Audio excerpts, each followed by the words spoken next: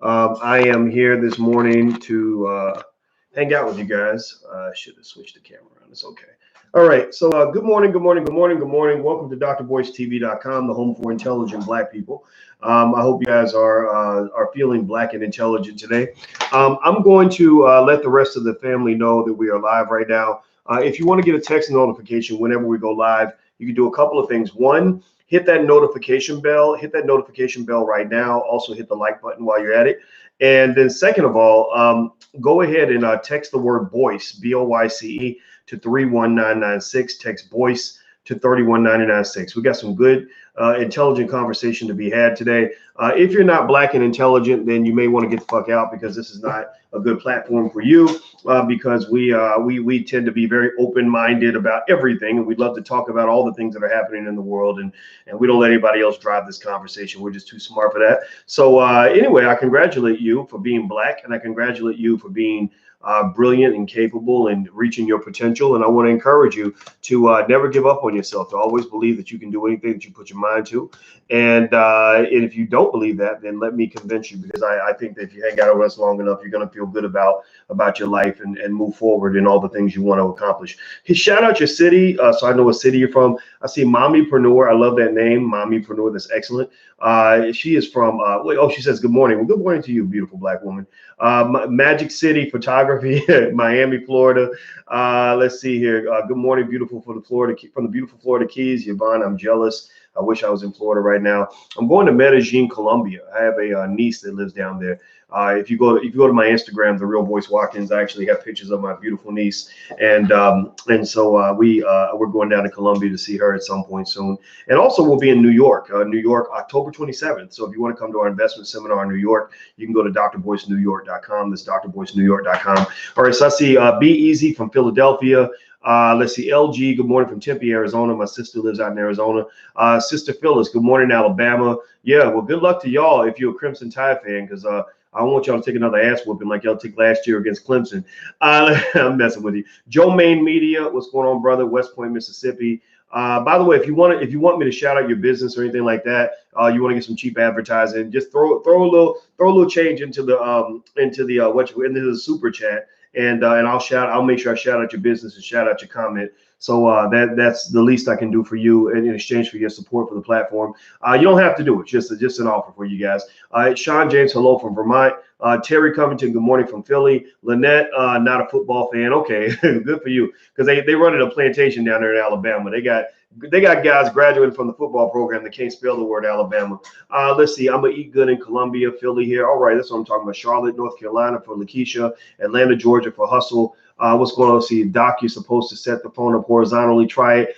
I will try it. You know what, man? Let me flip it. Here's what happens when I flip it, right?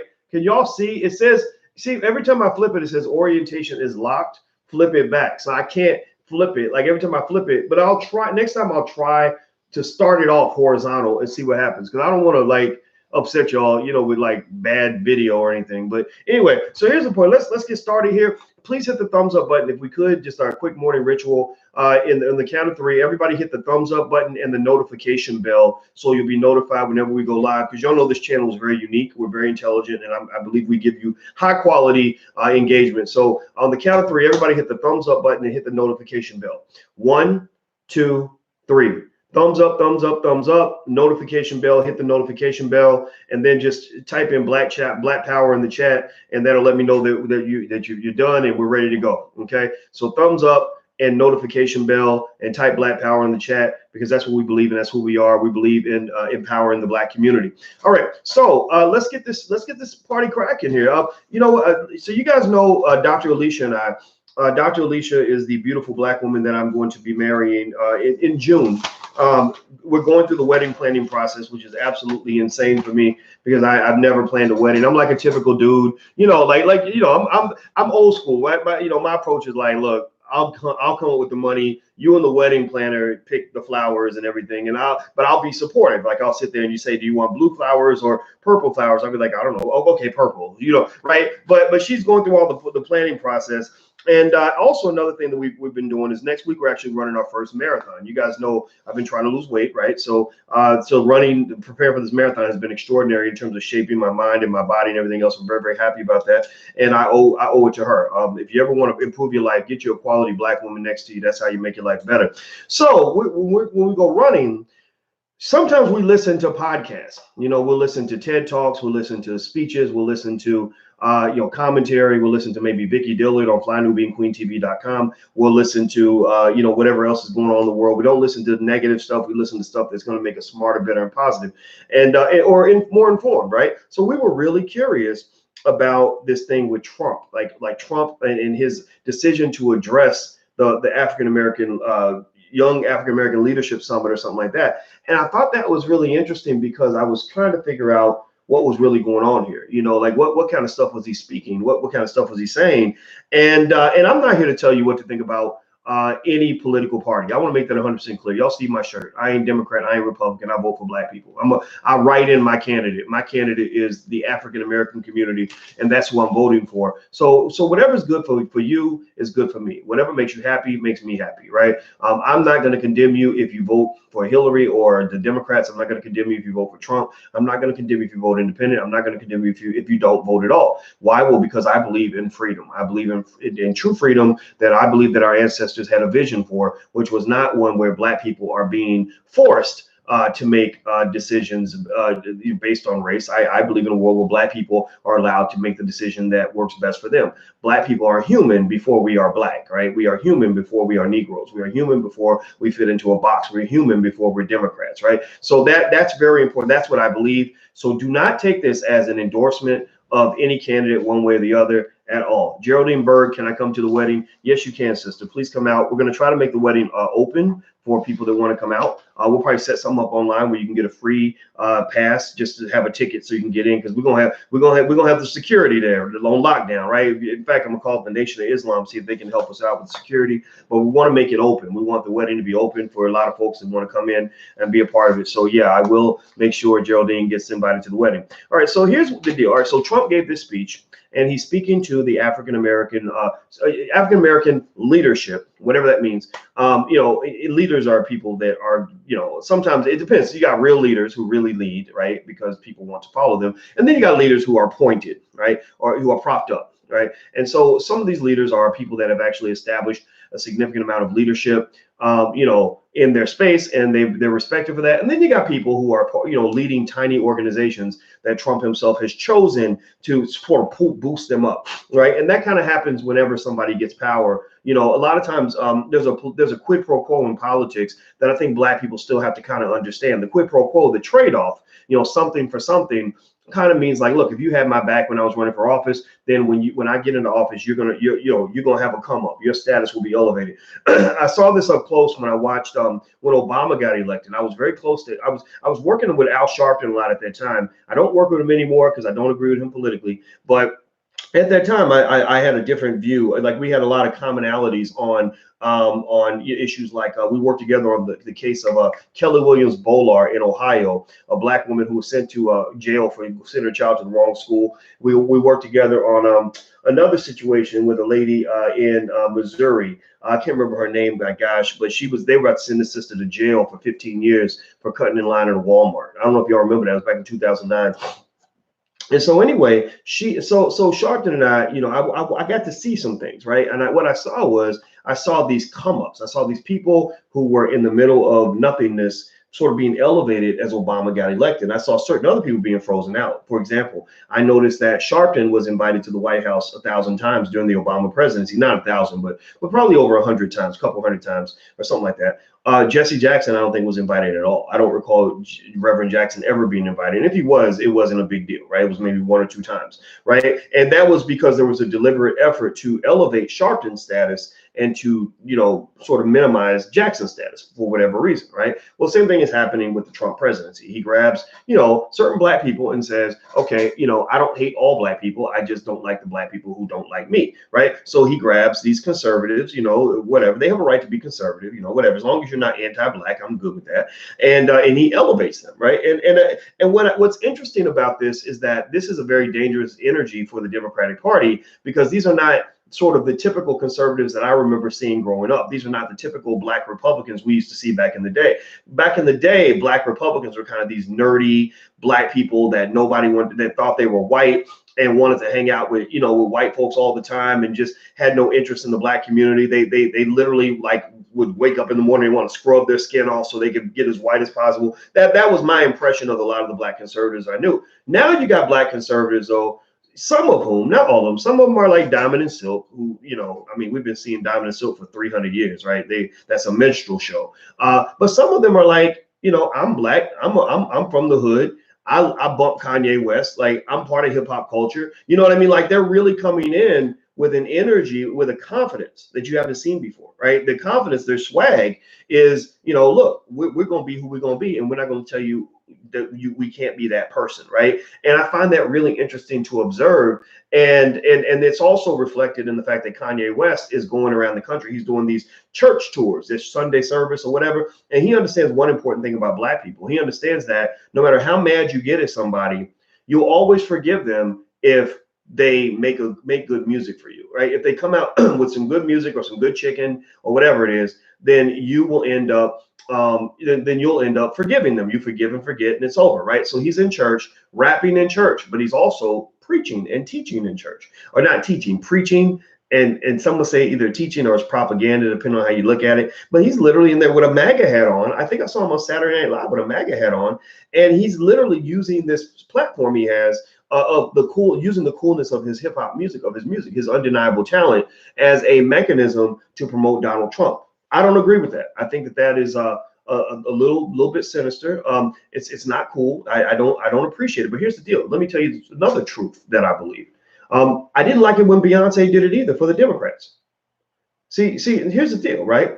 If you're gonna call it dangerous, and I agree with you, under God, that it is dangerous. If you call it dangerous that Kanye West is using the power of music to hypnotize black people into voting for Trump, then you should also be just as offended when Beyonce and all these other artists were using the hypnotic power of music to get you to vote for the Democrats. Like seriously, like I mean, because here's the deal, right? Kanye, as crazy as he is making points that everybody should at least try to listen to. What he's made, the point that Kanye is making, which I can't disagree with, is you got the right to do what the fuck you want to do, and can't nobody tell you shit. Seriously, that's all I'm telling you. I'm not telling you what to do. I'm telling you, ain't nobody got a right to tell you what the fuck to do, including me. I have no right to tell you. I can tell you who I am, right? This is who I am, right?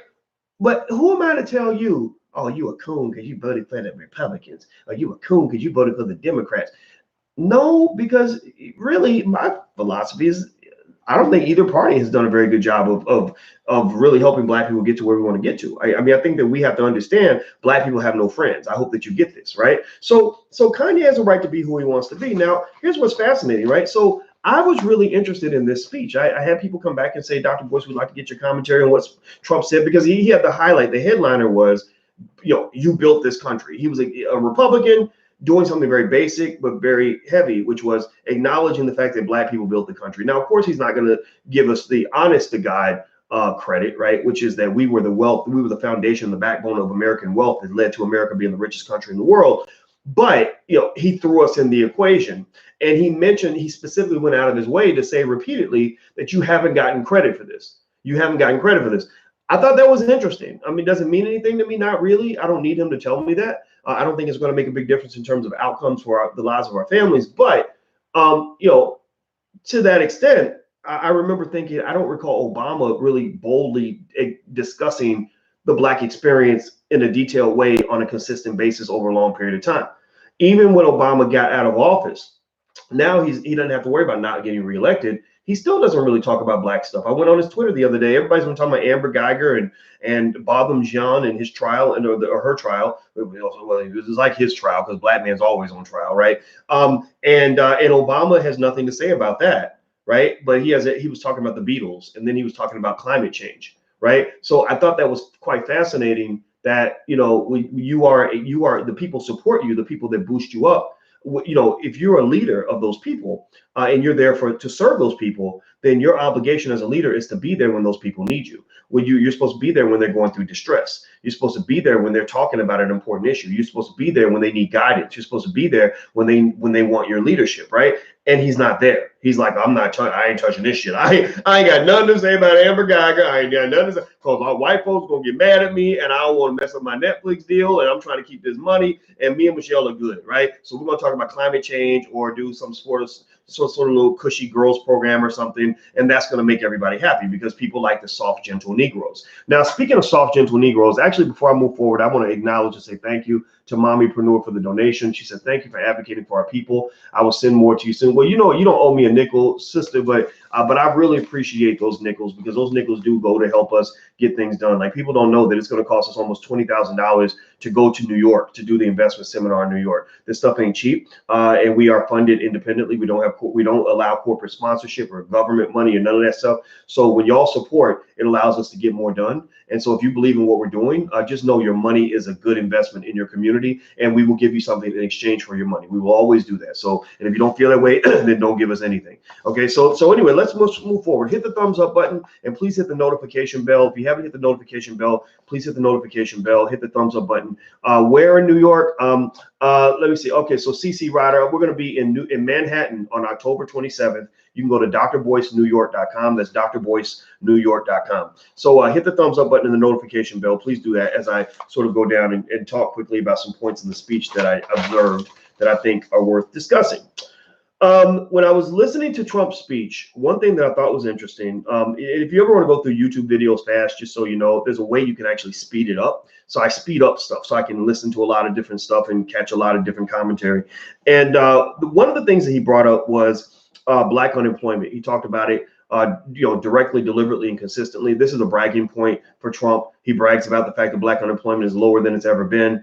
And I guess if I were in his shoes, I'd probably do the same thing. Because what's interesting is that I remember for years trying to get Obama to even acknowledge the Black unemployment crisis, and he did not acknowledge it. One of his most famous quotes, unfortunately, was "The rising tide will lift all boats." And that was when he was basically saying, fuck y'all, I have nothing to say about Black unemployment. I'm not touching that shit, right? And now, mind you, maybe because he's Black, he felt more sensitive about it, because there is a white privilege in politics where white folks can acknowledge things that Black politicians don't feel safe acknowledging. But at the same time, that quote kind of stuck with him, and it opened the door for Donald Trump to come along and say, hey, at least I'm talking about it. This guy never talked about it. Now, a lot of people will say, oh, well, this is Obama's economy. Obama gets credit for the unemployment rate, not Trump. I don't know. The reason I have an issue with that argument is that if Obama were the one bragging about low Black unemployment, we would have given him full credit for that. We'd be upset if a year into Obama's presidency, if Obama says, hey, look at our economic numbers, they're great. And people were saying, no, well, that's just what Bush did. Bush did all this. Is Bush's economy. This is Bush's football team. You don't get credit for any of the touchdowns you score. You don't get credit for any of the games you win. This is Bush's team. This is, and let's say we're doing that 3 years into the presidency. Remember, we're in 2019. Trump was elected in 2016. So at what point in a 4-year presidency do you start getting credit or responsibility for things that happen in your presidency? I think that's a little bit of a disingenuous argument, to be honest with you, from an economic perspective. Now, let me acknowledge and say thank you to Yvonne Dixon. Thank you so much for your support. May it be returned to you 20-fold, as my friend Vicky Diller likes to say. Michelle Smith, thank you very much. And also Big Walk 73, thank you so much. Right on, Doc. Continue your work. I will. I don't know how to be anybody other than me. So y'all, so what you see is what you get. So if you don't like it, you better leave now. But if you do like it, then let's keep riding. Let's make it happen. All right. The other point that he mentioned that I thought was really interesting is he brought up Black youth unemployment, which I'm not going to say that I am. I'm not. Remember, these are just words, right? Let's be clear about that. These are just words. This is not the same as policy. It's not the same as action, right? But bringing up Black youth unemployment, touched my heart a little bit. Not because I support Trump per se, because I'm not voting for anybody. I told you guys I'm not voting for either party. But it got me because I've been talking about this for a long time, right? In Chicago, which is actually true in every major city in America. Black male unemployment for young men between, say, 20 and 25 years old is around 40-50%, right? 40-50% of those young people don't have jobs. They're not in school. They're struggling, can't take care of their kids, can't pay the child support, can't sitting on the corner doing nothing. And the thing is, what really concerns me is that a lot of these young men live a block or two away from Barack Obama's house in Chicago. Right? These are right there. Chicago is one of the hotbeds of this issue. And I think that Obama, I would love to see him as a former president in a position of leadership in this nation to say something about it. Why do I have to sit behind white women and gay people and climate change in order for you to acknowledge the fact that these young brothers, many of them are being shot in the head and dying on the street because they have nothing else that they could be doing. They have no productive outlets, no productive opportunities. Like I would love it, if somebody had the heart to do this, I wish I could get a LeBron James and his homies to come together and fund, $20 million to allow me to go build entrepreneurship and investment centers in major urban areas where I could find a building, rent that sucker out for, 5-10 grand a month, and literally educate more young black men than they do in the public school system, and educate them at a very high level. Right now, I don't know if the LeBrons type people are going to come through. They got enough problems on their hands. But maybe one day when I come to you guys and I say, hey, we want to build these entrepreneurship centers and really educate these young men and get this billion-dollar, trillion-dollar labor force to work, get them moving, get them started on reaching their goals. I hope that you guys will see that vision and support that, right? I hope you'll be a part of that because, when we talk about asking for money, we're not asking for money so we can go buy a Bentley. We're asking for money so that we can go and build and create things. And I know how to create these things because I have a PhD in finance. This is what I do. This is my lifeblood. I breathe this stuff. It flows through my veins. So I know exactly what it takes to solve many of the economic problems that ail the black community. And I find myself waking up every morning a little frustrated by the fact that the people who have the resources to solve this issue don't have the political will to get it done. They don't have the desire to get it done. Even our HBCUs don't have the desire to get it done. It's incredible to me that most HBCUs don't even teach basic powernomics. Like many HBCUs won't even let you know anything about Marcus Garvey and how he built this mass movement that allowed black people to come together and effectively form their own economy and create their own bank and to fund their own businesses. You see, because these things can be done. It's just that we don't necessarily have the vision to get it done. So moving forward, here's the next thing. Somebody says, I like your shirt. Yeah, we have a t-shirt spot. If you want to go check it out, feel free to go to wokeblacktees.com. That's wokeblacktees, TEES.com. Go to wokeblacktees.com. You can get a lot of the shirts that I wear on the podcast. Another thing that Trump mentioned that I thought was interesting is he said, you're the worst. He said African Americans in America are among the worst in every category. He said, so what do you have to lose? Now, what's fascinating is that he wasn't saying it. He didn't seem to be saying it in a derogatory way. He seemed to be kind of pandering. That's what politicians do, right? He was, kind of telling them a lot of great things about themselves. I mean, if you go watch the speech and listen, he's very, very complimentary, very, very flattering. He doesn't seem like he doesn't want to be there. He seems like he's like, hey, these are the black people I love, right? And that's the way it is, right? That's the way in any space, any white supremacist space, that's what happens, right? You got the black people you love, the black people you don't love. I can go in many spaces full of white liberals and I become the nigga they love to hate, right? When I was at Syracuse University, which is a very liberal school, when I started speaking that pro-black stuff and getting on TV and getting into controversies and fights with Bill O'Reilly, they wanted my ass out of there. They wanted me gone. They're like, we got to find a way to get rid of this Negro because he's going to burn the whole building down. He's going to get us in a lot of trouble. And here's the thing, the fact that they didn't like me does not say that they hated all black people. Right? The fact that they didn't like me did not mean that they were necessarily 100% unconditionally racist toward any black person to walk through the door. They hired plenty of black people. In fact, the year that they fired me, or they didn't fire me, it was weird. Like they gave me a bunch of money to shut up. And like, they were like, we got this job for you where you don't actually have to do anything. You don't actually have to come to work, but we'll give you all this money. I was like, okay, I'll take that shit because I don't want to be here anyway. And I need the money so I can go build my next career. Right. That was literally my thinking. I'm just telling you, I'm just being real with y'all. But so I wasn't happy. I wasn't unhappy. I was like, okay, cool. Like get out of my face so I can go do real work because this is really important to me. But here's the thing, right? I make that point because a lot of times when people say, when someone says, oh, Trump is a racist, and I'll be like, okay, what did he do that's racist? They'll be like, oh, because he believes the Central Park Five are guilty. And I'll be like, okay, I don't believe they're guilty. I believe that they're innocent. And I do think that there's an issue with the fact that he believes they're guilty, but I don't think that means he hates every black person. I think that means he's a a nationalist law and order kind of president, right? People like him, they tend to support the police, they support ICE, they support the military, they believe in law and order, right? He's in the alignment with guys like Richard Nixon and others, right? Now, Nixon was a racist in many ways. Trump is a racist in many ways, but also the Democratic Party is racist in many ways too, right? Why? Well, because, you know, when you talk about, for example, the Me Too movement, nobody's been hit harder by the Democratic Party-led Me Too movement than black men, right? Quintez Cephas at University of Wisconsin just now got back on the football field after being falsely accused of rape by 2 white women, and didn't no Democratic Party membership that I know of jump to his defense. Nobody on the higher levels of the Democratic Party jumped out and said, this is an outrage, we need to go help him, right? Or Albert Wilson sitting in jail right now, young college student, didn't even have sex with the girl, was with her for 5 minutes. And he said, she got mad because I didn't want to have sex with her. That's why she was mad at me. And she screams rape. And now he's in jail for 12 years. I'm sitting there asking, like, why is a white woman getting her ass touched more important than this black man who's going to spend the next 12 years of his life being traumatized in prison?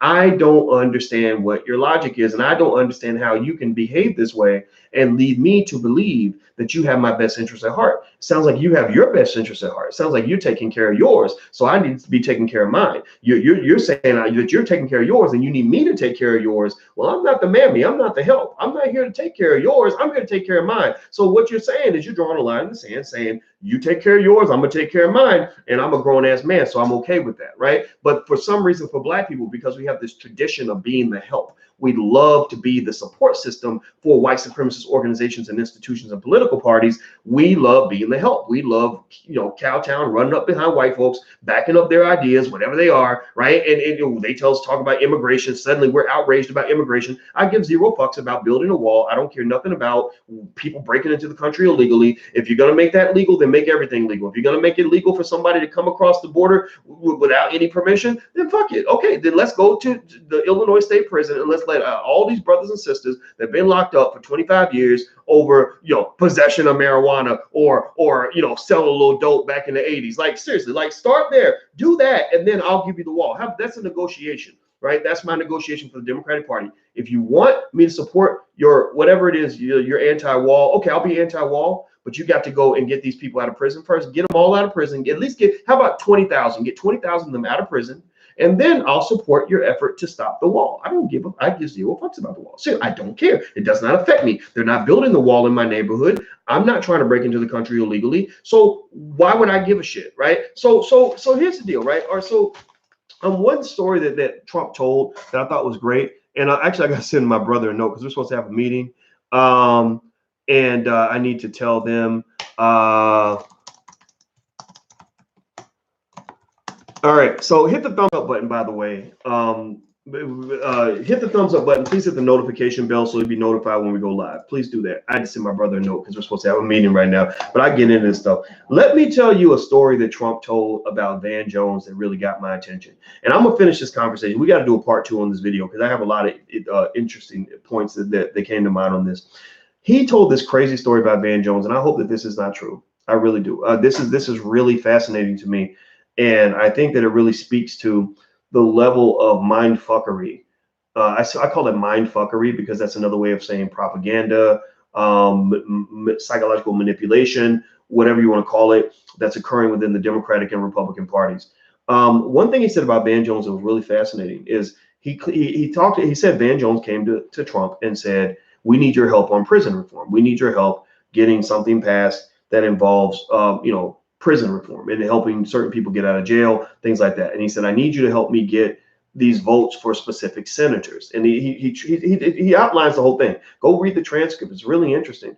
And he says that he got on the phone with these senators to get them all to support whatever Van Jones was trying to get done. And he said Van Jones then goes on CNN and he says, I'd like to thank all these people. And Trump said, first he thanks Al Sharpton, right? Which was really interesting. I like listening to Trump sometimes because it seems like he's like just telling all the secrets. Like he's just spilling all the beans on everybody. So he says, first person he thanked was Al Sharpton. He said Al Sharpton didn't help do anything. And he also says Al Sharpton used to go to boxing matches with me. Like we were buddies until I got into politics. And I remember that. If you go to the, and you don't have to, I mean, just go, don't believe me, go look on the internet. There's 1,000 pictures of Sharpton and Trump hanging out together. I remember Sharpton bragging about being friends with Trump back, in the day before all the politics came into play, right? And then he says that all these people were listed. He said, these are people I didn't even know about. He said, I never heard of these people. And he said, I'm sitting there waiting for him to mention my name. And he said he did not mention his name at all. He did not thank him at all. And he said, and he called and asked for my help. And I got these senators to support what he was working on. And he didn't even thank me. And then the next thing he says is, we must get Trump out of office. Now, I'm not trying to say that we want Trump as our president. I will say this. I don't believe Trump is the best look for America. I think he's a little bit too crass, a little bit too bombastic, a little bit too out of pocket. But at the same time, I would be fascinated to know what that truth is, right? I mean, of course, this is Trump's side of the story, but I'd love to hear Van Jones' explanation. And Van is welcome to come on this podcast if he ever wants to come through. I would love to hear his perspective.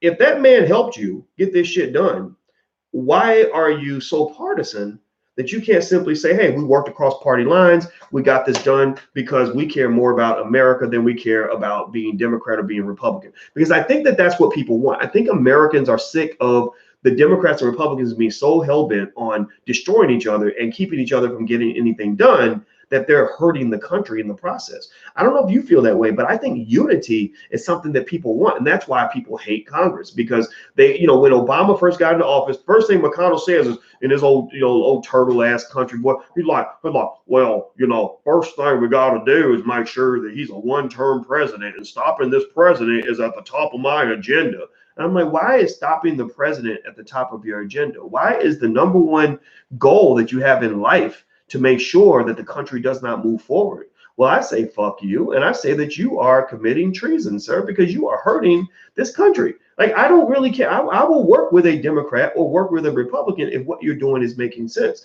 And so I think that partisanship is a real problem. And somebody asked me, how do I know Trump is telling the truth? We don't, right? How do we know if Jones is telling the truth? We don't, right? Nobody really knows. But I'd be curious to know if anybody else confirms that story. And I'd be curious to know if there were any senators who will vouch and say, yeah, well, he called me. That's what got me to support it. I don't know. I just think it will be really interesting.